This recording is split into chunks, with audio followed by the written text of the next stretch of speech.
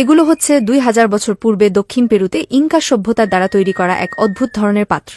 বিভিন্ন প্রাণীর আকৃতির এই পাত্রগুলো নাড়ালে বের হয় মূর্তিটিতে দেওয়া প্রাণীটির মতো শব্দ। বংশপরম্পরায় প্রাচীন এই মৃৎশিল্পই তৈরি করে যাচ্ছেন ইজোনা সেন্সিও কাহানা নামক এই ব্যক্তি।